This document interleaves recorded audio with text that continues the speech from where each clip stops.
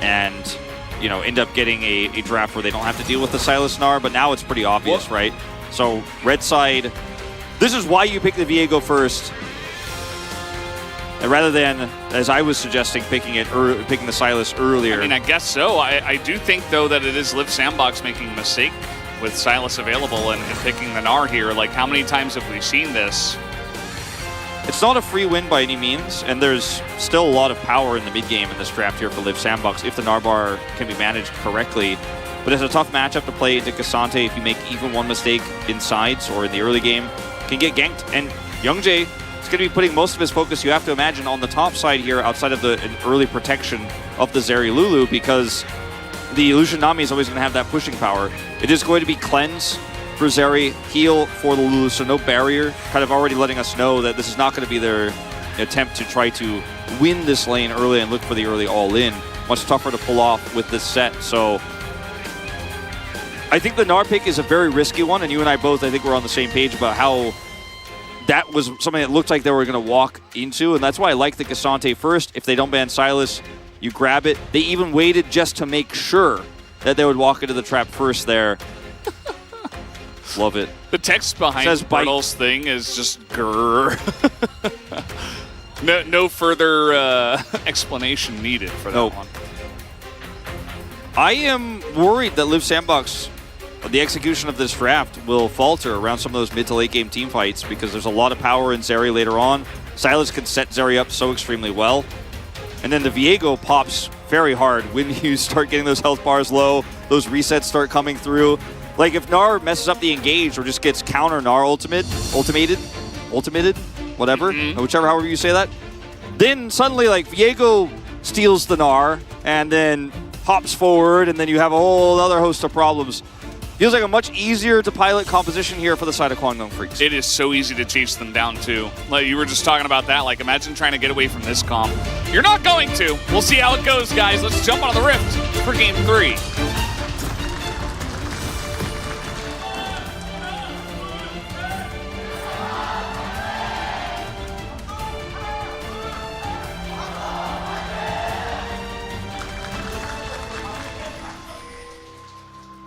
Is this one of the rare times, Valdez, where you would have actually preferred a Jax pick for Bertle into the K'Sante because of Sylas? Yeah. Anything but the Gnar into available Sylas, for sure. I just wanted to get Sylas has got a good matchup into Azir as well. Like, I don't know. It's like you're giving them the perfect slam dunk pick on R5. I did just want to get you on the record saying you would prefer a Jax pick into K'Sante. In this case, there are a lot of pieces of the puzzle that needed to come together first for me to see the picture where I would prefer the Jax. But they all came together, and even though the Jax pick in itself has its own host of problems, at least it's not giving over a critical ultimate to the Sylas.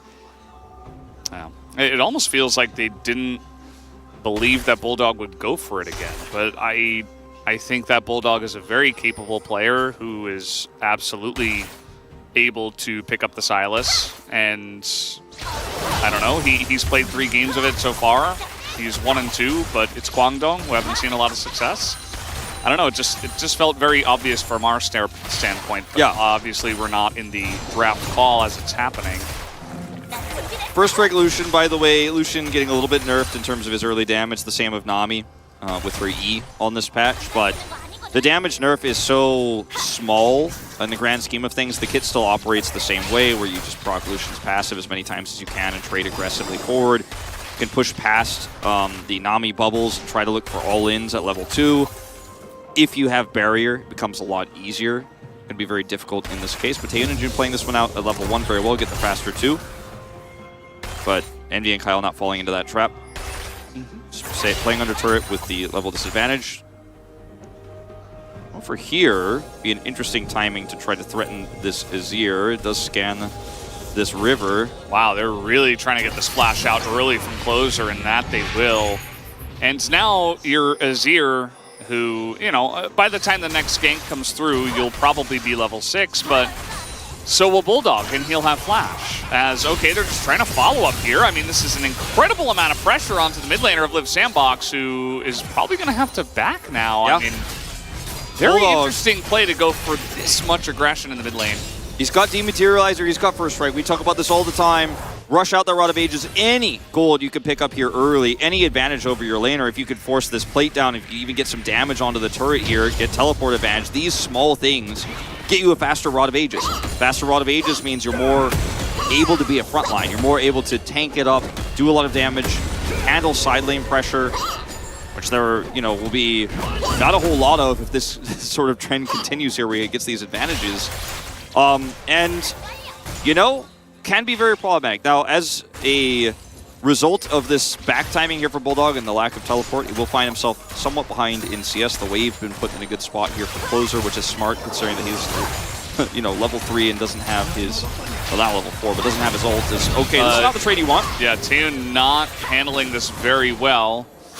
Ends up having to flash and cleanse. That was actually a moment, too, you could tell in Kyle and Envy's, even though they have 2 wards in the river, they're like, this isn't right. Like, they're like, do we kill him here? Like, this is too easy. Like, I don't actually trust this.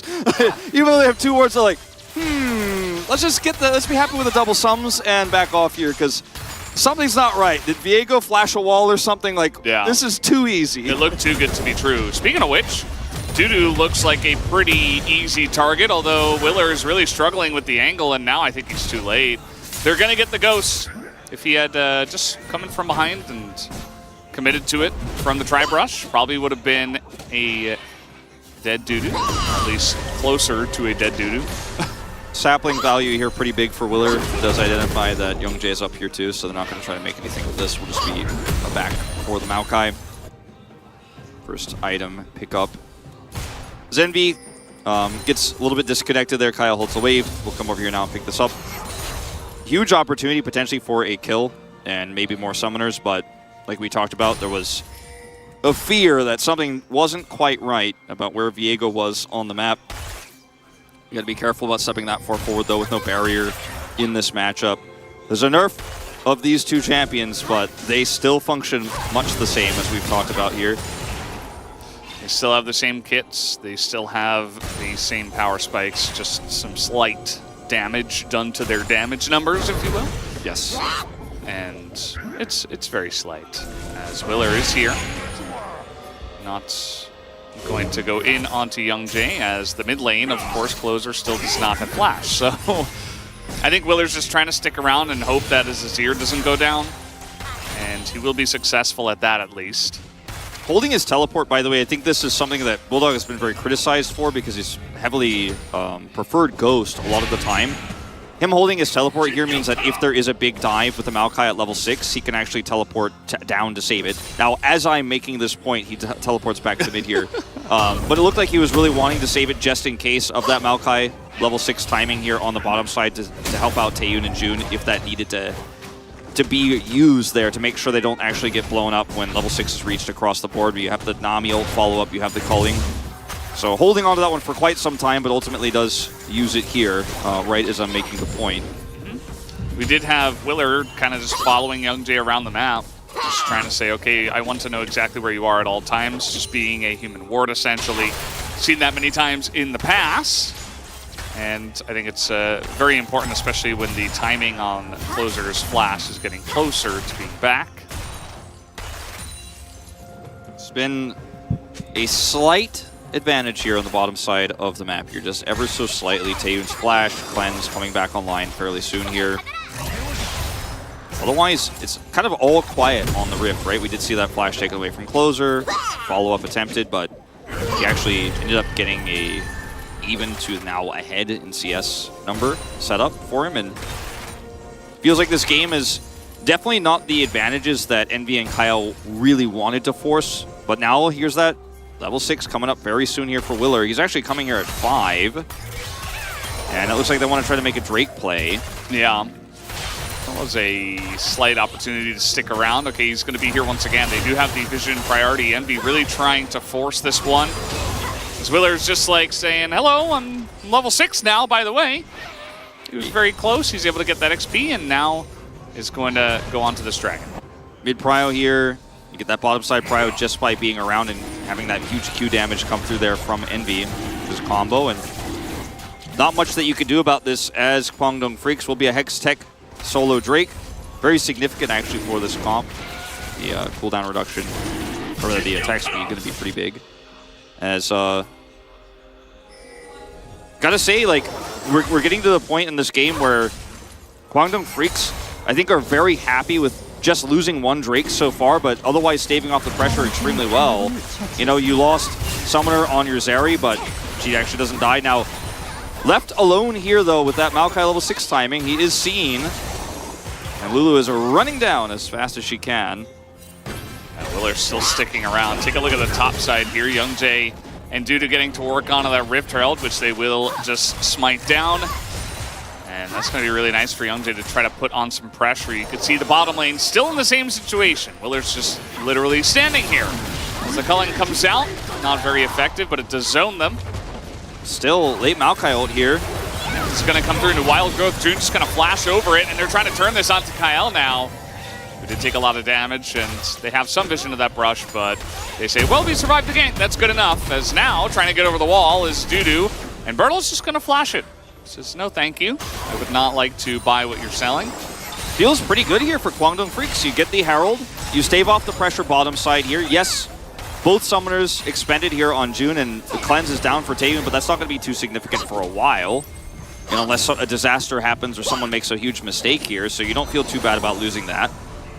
Now you've delayed these backs here as well. It's a small victory, but Silas has Catalyst. You know, one step closer to Rod of Ages. And all of the things that could have gone wrong were handled so well. Oof, that feels bad. Yeah, nicely done by Dudu. Just expecting that one to come down. Here is the Rift Herald. As Youngjae is down on the bottom side, there's no wave. It's just a very pure and plain Rift Herald charge. I'm going to give the gold over to Taeyun. Split that one. Not going to be diving or anything like that, just basically taking the Rift Herald out and putting the gold into Taeyun's pocket. Yeah. And that's all we're looking for here with this one. Play the early game slow, get that Rod of Ages. And Liv Sandbox here have tried to put some pressure on the bottom side of the map, but you see that even Zeri has a CS lead here despite that dive, despite that late Maokai ultimate. They didn't commit hard enough either on top side to deny Herald or hard enough bottom there, with even Closer potentially coming down. Bulldog didn't have TP defensively, didn't need it. Kwangdong Freaks with a 300 gold lead now with that extra plating going down. And they are just hanging out, hard chilling. Every single lane, basically. I mean, Dudu is looking to make plays. Bulldog is being poked out a little bit here, but he's just looking to get his Rod online. As Closer, same, looking for his first Mythic here. Doing a good job of putting on the pressure and trying to get some priority in mid. Closer, his Azir has been definitely a topic of discussion. He does have a winning rate on it so far. He is 2-1. But we've liked him a lot more on stuff like Silas and Akali, but not this time. He's a very similar player to Zeka, where you're like, okay, you don't hate the Azir, but Ooh, now he's getting pushed onto the turret. Really nice divide, but now you've kind of made yourself on parity in health with Bulldog, who has his teleport and will have the Rod. Yeah. Not to mention the Azir ult, he'll hold for a little bit longer here. So this is a very scary timing here for Closer to stick around. The TP is going to come through. And he dashes away. He doesn't have Rod yet, actually. Yeah, he doesn't quite have enough.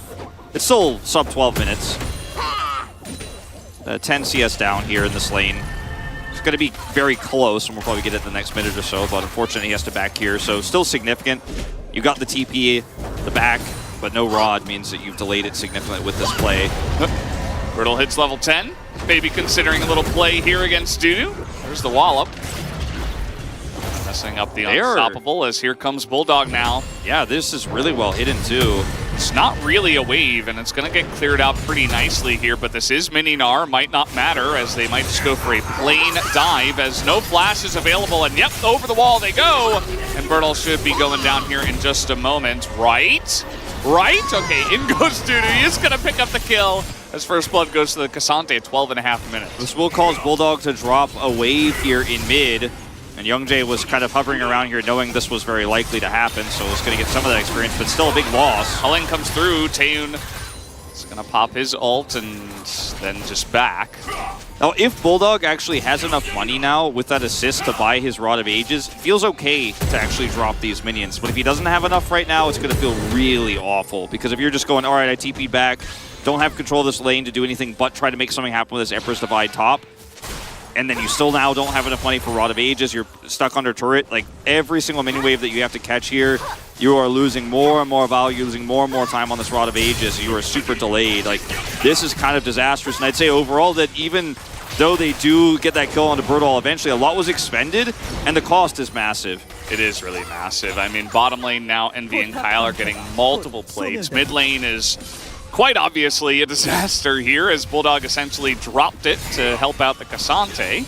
And the junglers are kind of just farming it out. They haven't really found an angle. So outside of that, you know, yes, Dudu's going to be in a nice place, but definitely got to worry about Closer if you're a Kwangdong's Freaks fan, because he is quite massive in this game, even though he does not have any kills or assists. He has tons of plate gold and tons of farm in this one.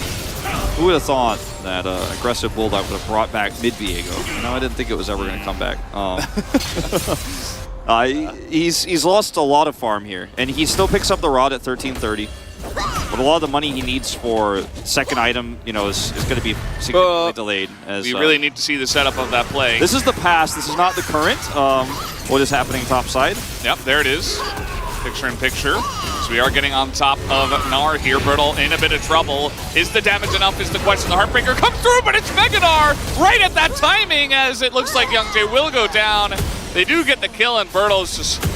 he's very relieved, I should say. Yeah, he's very animated about this, but I think he should be happy with how he handled that, and like his flash was utilized well, gets the Mega, pushes them into the wall. Could have been disastrous, could have actually just been a free kill there, but he actually turned it into a trade. So you feel very nice about this as the Gnar. This game, we're sitting at even plate gold, 1050, 1050 across the board. When you look at where it is, the carry here for Live Sandbox in the late game, the Leandri's Azir has picked up a majority of this gold. A little bit of money onto Bulldog, of course, here, but not the same amount. Looking for a skirmish here are Live Sandbox right now on this Herald. Yeah. And Kwangdong Freaks just have to say, you know what, we're very behind at this point in time. We do not have a Zeri anywhere close to being ready to fight. Our Silas has a Rod, but it's not stacked up. Yeah. So some respect will be shown. And it's, you know, it shows the gold ahead for them, but a lot of that gold is in the top lane. And Dudu's going to have to go carry Cassante, I guess. As the timing of this unfortunate for the Kwangdong Freaks boys, but very nice for Birdall, who was able to convert at least the one kill after getting dove. 미안. I'm sorry, guys. 진짜 태영아. so sorry. And he actually, despite playing that really well defensively, was way too far out beforehand. You could see in the replay, so that's why I think he's more frustrated about rather than turning the kill back. But yeah, he knows he overextended and leads to a kill here, just not showing the respect needed when Youngjae is missing. And that's rough. Not easy to watch that one. We know that Birdall is definitely struggling mentally, you know, to stay in these ones and not be nervous, to really be an impact for his team, but it can be difficult. And now Dudu is 2-0, and he really trying to force this pressure with the Lucian Nami, which is, again, what you should be doing. Certainly true. Going to be a whole turret down into this Silas, and Zeri making the farm in mid. In order to farm here now as Taeyun, you lose so much map control, and see if we can get an extra charge, which is just insult to injury. But despite Birdall's flub there, like, he turns it into 1-for-1. He's going to be farming over here without a turret, but this is not as concerning as a Silas who now has to farm against a accelerated Azir, right? The Azir is pretty significantly ahead. His Rod, it's not like the latest Rod ever, but this comp really, I think, wants it to be up ASAP so that he could be a front line for the Zeri and they could take some skirmishes. They're 2 Drakes down. And going back to what I was saying, yeah, Birdall with a bit of an oopsie there, but ultimately it may not matter, actually, in this game. This has kind of been the story of Live Sandbox. Birdall makes a mistake in sides or under turret or is too aggressive, and Live Sandbox win despite it, right? And later on in the game, this Gnar is still going to be very functional, even with less economy, and we've seen Birdall pull it off outside of lane so many times. Now, when the Silas does come online, he will theoretically be the better Gnar in these team fights, but only time will tell how this is going to look. He definitely will be in these fights. I think that may be part of the reason why they took the Gnar for Bertol is because it's, you know, a lot of comfort for him. Maybe he's struggling to play champs that are not comfortable for him, and perhaps that's part of the reason why they went for this very questionable draft choice. So only remains to be seen how it will perform later on in the game. Because as of right now, he is it's not going well in his own lane, but he has seen a lot of focus up there, and his team have won in many other areas. So Bulldog, see how it goes. DP's here into this wave is going to take a ton of damage from the Andres, and isn't going to stave off that much pressure here on the turret itself. Feels like a huge win here for Live Sandbox. Now it is Chemtech Soul that they're trying to now set up Prio for, so not the most amazing scenario for them in any way, but still, this team fight here when Taeyun isn't quite online yet feels pretty amazing. And they have the TP coming in now. Oh, sneaky play, but that's closer, so they all get spotted, as it turns out. And now 4 members of Kwangdong Freaks are around. He is going to take the Maokai ultimate as Nara's not in range. That'll be good for starting up fights anyway. Due to coming down with Ghost here, Culling. much damage. There's some pretty relevant damage as it stands now. Lulu not a lot of sustain compared to some of the other enchanted supports. I mean, Leandri's too on top of this. Kwangdong Freak's in trouble, need to get out of here. This should be the Drake going over. Now you have to fight your way through this choke point, or somehow get Dudu in here with this Cassante. I mean, look at the damage. Buzz is doing a really good job of just saying, you guys can't touch me. And, okay, that is the Maokai ultimate stolen and put through, but immediately there's way too much from Closer, and they do avoid that very nicely, but they still can't take down the Azir. They finally do, as he did go extremely far, and there was no follow-up from the rest of the team. Dudu is looking for a bit more, but this is Meganar right now, and he is alone, dashes straight into a bubble. He is Cassante, so he's still going forward somehow. As Bulldog alone, and it's only a matter of time, I guess, right? Maybe? Okay, down he will go. God, that champ is very interesting. And he will get out. Interesting is the caster word we use. It's our caster safe word. Yeah. There were a lot of other words that were on my mind, but he does go down anyway. The caster safe word since the StarCraft Brood War days, you know? But look, this is actually a play where Closer goes too far but breaks a stopwatch, and regardless of the result of his individual play, there's just too much damage here. Everyone's already low before this fight starts off. Bulldog has the perfect ultimate to turn, but look at how far Cassante is zoned out. If he's actually here when this Maokai ult goes off, that's stolen, of course, by Bulldog, maybe the situation looks different. Wild Growth here, almost no value. Good stopwatch here from Bulldog, and they are going to be able to take Closer out here. There's no follow-up damage, but then watch Envy spacing and the rest just not online yet, and they could just front to back super easily, even with Azir gone. This could have been much worse if Closer had probably just sat back and played it safe and used that Leandri's damage to push towards Drake, but it's still a one-sided affair. Yeah, absolutely. And that just shows you where it's like, okay, well, Cassante's fed, but what does it matter? You know, like, he's going to tank forever at the end of the team fight, but so what? Because Closer and the rest of the team, the bottom side of the map here for Live Sandbox, definitely in a much better spot. So they're one step closer to the Chemtech Soul. Just one more needed. Chemtech Soul, you know, it is one of the souls in the game, but it is. Yeah, it does count. For a while, it was not actually, in fact, but it is. Yeah, it's some back. trivia, you know. Yeah, and it's. It used to be very good. It's It's less good now than it was before, but yeah. much like 1% more good all the time. Chemtech, man. This is not fair. As Kyle's going to face check a brush, and he will have to flash away. Was it an elaborate bait all alone? Looks like it. As down will go the Zeri. Their damage stealer has to be the one who actually punishes, so he puts himself in range of an Emperor's Divide, and that should be another turret going down here in mid. And Bertol having a good time in the side lane right now, too, just kind of over here, untouched, putting some pressure on this Cassante, who looks like maybe, if it's left alone here, will finally take that bottom turret out, but just doesn't have enough vision, will back away. And as this dust settles here, the Sandbox have control ward super deep on the top side of the map here on the red jungle. They have a control ward in that brush here. You can see that the observers are highlighting. They have a lot of vision control to just come over here and set this up. And even though right now they're not on the Baron, Kwangdong Freaks just don't have a ton of detailed information.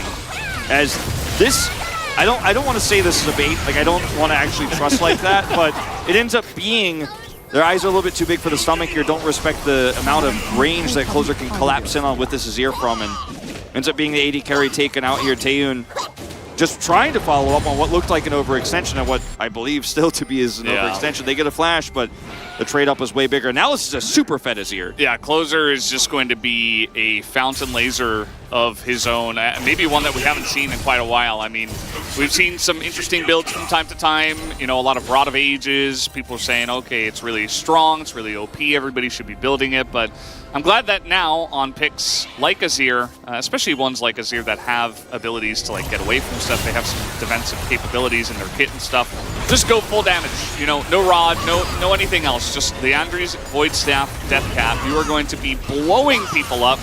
Especially the Void Staff earlier because everybody's already building MR because he's the very obvious carry in this game. Yeah. And there's Maokai. You're absolutely right. You could see the Negatron cloaks popping up, and this game at first felt like it was really exactly where Kwangdong Freaks wanted it to be. You know, they staved off the pressure. They had that early Herald. Zeri was sitting down there fine. The dive failed. But then Bulldog tried to be the hero, trying to make some plays topside. Closer got so much money, and then he was gifted some huge kills. But now he's just such a big threat that he and Lucian alone mean that Zeri can't be anywhere nearby on the map. The turret's been down for a very long time because he took so much damage while Bulldog was top. And Envy has the leg room to actually do crazy plays like this because he's got an Azir to back him up. He's got a Maokai ult to back him up. So Envy is never really in any danger. He is just out there putting the poke on, putting the hurt on, and if they commit, it's a trap, right? Like, you just get locked down and you die. Poke champion Envy, and actually is. I mean, take look a at this. Taeyun is now out of the fight. Azir wasn't even there. So Envy can just do whatever he wants. Live Sandbox have Omega control over this mid lane. If Silas gets the Rod of Ages faster and his tankier can prevent some of these fights, maybe, you know, he can actually threaten this Lucian. But as it stands now, if he walks forward, he's going to get ulted by either Azir or Maokai or both. So he just has to kind of be on sides here. And if he tries to come over here and go for a flank, as you see here, caught by a ward, has to back away. Azir turret set up. This is Soul. This is Chemtech Soul going over the side of Live Sandbox. The Sun Disc turret, so much value here. Birdall using this empowered plant just to make sure no one's coming over. They have no wards here. Look at all the choke points controlled in the vision that's up. Now this, if there was no ward in here, it would be a big problem. Live Sandbox see it. Yeah, well, let's see how they go. I mean, there's a lot of damage here on the side of Kwangdong with the Zeri, but this is totally seen the entire way through. Their turn is quite good, but you do not want to group up against this Fed Azir. This is so incredibly scary and risky right now. Kwangdong are going to be looking for the turn, but massive tidal wave into Maokai ultimate, and everybody's just taking huge amounts of damage. I mean, Bertle's not even here as Bulldog is looking for the Maokai. As in we go, that's the real one from the Azir, as Closer's able to put them all down and get some insane damage done. Now Bertle TP's back into the fight. Yep, I mean, he gives his life for that play, though. Yeah. Bulldog actually gets away, No flash kills. up. No kills whatsoever here, but they stop the Baron, and they have Chemtech Soul, which I was going to say as a positive. It's just the thing that you could see on your screen there. I don't know how much we really care about it. Yeah. It's not the Lulu on their team, as it turns out. Is Bulldog here wants any flank he can get, jumps into the backline here, and unfortunately doesn't connect to the target he wants. He wants to hit Closer and hijack. How do they not convert on this? Bulldog barely lives. Sante. Sante on the backside, teleport late from Birdall. Yeah. I mean, that was pretty insane. It's about as perfect as it gets, but yeah. it's just not enough follow-up there. I guess Closer just needs to carry even harder. Well, he did go pretty deep for that play, and it can be risky at times. Generally, it works out because a lot of our teams are really quick to pick it up, right? But it's the second time, you know, he's gone for such a play and has been immediately picked off. The last time, though, it worked out. This time, stops the Baron, but unfortunately gives over a lot of money to Kwangdong Freaks. So we're only 1,000 gold, 1,100 gold behind right now in this game, and the Zeri is on 2 items, looking for that 3rd item here fairly soon. Will be a ton of extra damage when the edge is complete, but the crazy thing about this game is it's, okay, hold on. Okay, hold on. Trying to kill Toon, and he gets extremely low. Birdall, even he's got a lot of damage. Taeyun is going to hit the plant. Of course, this is Chemtech Rift, so he's going to be totally fine. But yeah, the amount of poke damage that they have just with their bodies, like, they don't care about range or whatever. And even if they did, they have Azir. So it's like, okay, if there is an enemy champion, we can just dive at them. Well, it goes back to what we were talking about in the draft, is just that Liv Sandbox identified, okay, Bulldog, he's played Sylas 3 times, but we're not too worried about it. His performance, you know, wasn't inspiring, it wasn't bad. We know he's capable, but he's clearly been pretty absent in this game, and his commitments topside really put him behind. And now they're just like, we're not scared of the Sylas at all. We're just going to push through. Our Azir is so fed that every time he even thinks about walking at us, he's going to take such a crazy amount of damage. He has to sit in sides the whole time. Feeling edgy, Wolf. Feeling a little bit edgy in this game. Yeah, certainly. And so, you know, I think going back to the draft, we were very critical of the Sylas leaving that open, picking the Gnar into it, but so far here, it hasn't been an issue at all. We haven't seen Bulldog be able to capitalize. That doesn't mean our analysis is incorrect, but in this particular game, a non-factor here, unfortunately, for Bulldog. Yeah, I was surprised that Kwangdong weren't able to get more out of the very early aggression onto Closer's lane. And you remember that Closer was forced to flash very early on at level 3. And after that, now he is the most fed member and the most dangerous person on the Rift. Like, there was no follow-up from the Viego. Bulldog and Youngjae weren't able to put it together. Him holding his teleport actually, I think, really stifled a lot of that pressure, because he didn't come back to lane straight away and put that pressure on. He walked back, fell behind in CS, and teleported moments later anyways, wasn't able to use his teleport defensively bottom side. And Closer's just played this lane so well. I mean, he's just been free farming for so long. This game is 50 CS up. And that's one of many reasons this has gone poorly, is Dudu going to eat a ton of damage. Where's the peel? The Sylas is locked down under turret top side, 1v2. Where is the team? Yeah. They're just trying to catch Birdall. Okay, maybe a little flank here. A little flank action. Liv Sandbox very ready for this. Bulldog is... It is here, dashes at the Sylas, and that tells you the state of the game. Yeah. And now Birdall's like, all right, well, you guys are gone now, so... Yeah. They had 2 up here trying to catch a Gnar. They failed to get him. Then the teleport comes through, very short range. That flank fails, and Birdall just stays top, keeps his teleport, gets a turret. Death cap. Right. Should be. Yep, there it is. Yep. Cool Kids... and a control ward, just, you know, for the tilt factor. Here we go. We're going to get on top of this Baron.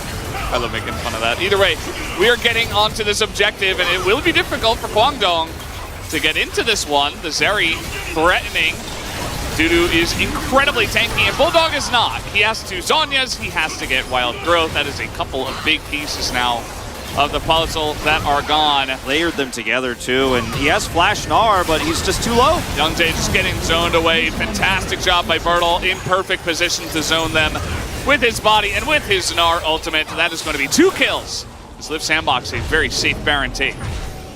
And this guarantees Elder. It's up in 45 seconds here. TP, though, into mid, and I think they would just want to push their advantage down to Inhibitor at least first.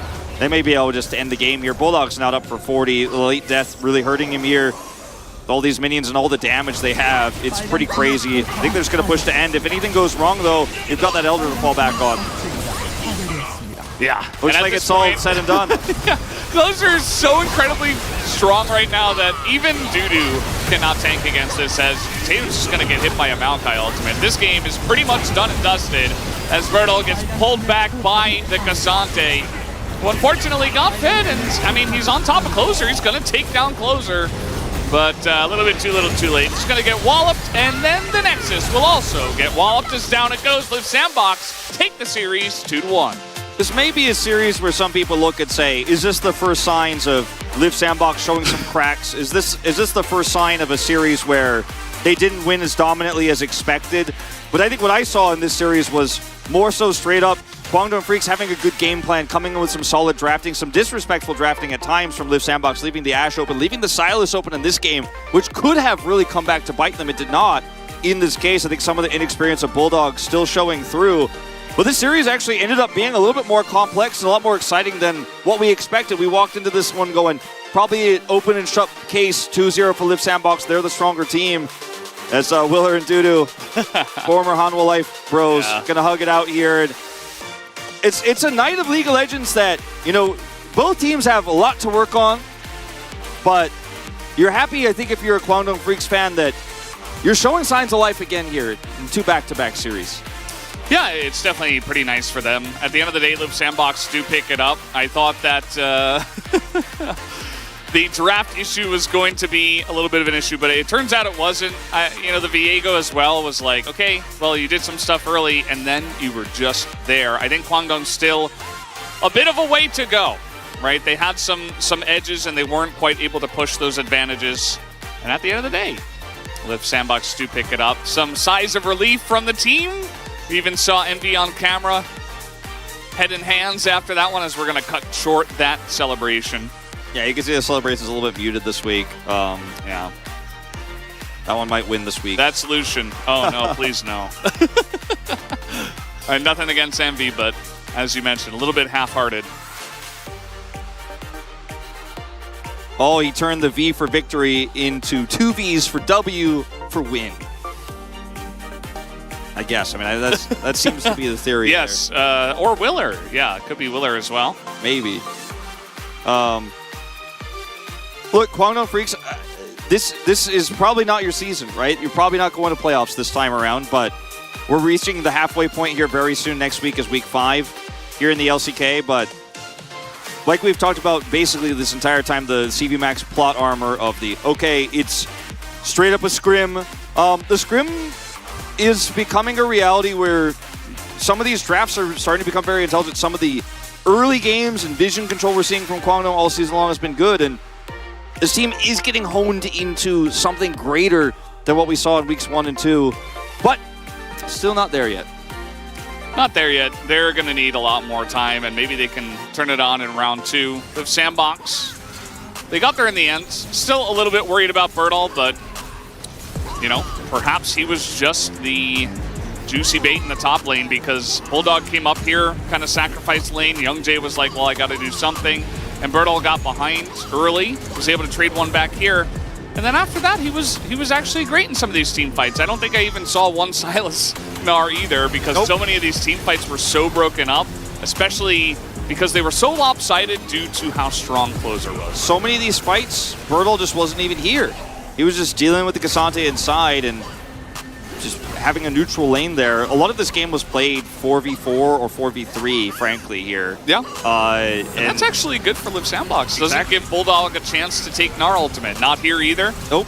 And so many of these fights on the Silas, he just looked like he was trying to force a flank so hard rather than utilizing the ultimates he had for initiation. And so, unfortunately, for the side of Kwangdong Freaks, they didn't have really any initiation. They didn't have any frontline for this area. Every time Bulldog tried to go in, he was just instantly deleted. I gave my POG vote to Closer. I'll be transparent. I think he was the defining player in this game despite some overextensions. He still got it done. His build was great. The damage was real. Absolutely. I think in this case, the boom boom damage makes sense. Even you could see in some of the team fights like how he was using the threat of his damage to just push them away and to just zone them away. Like, his positioning was fantastic. Sometimes a little bit overzealous on the ultimates, but I would agree with you on this one, Will.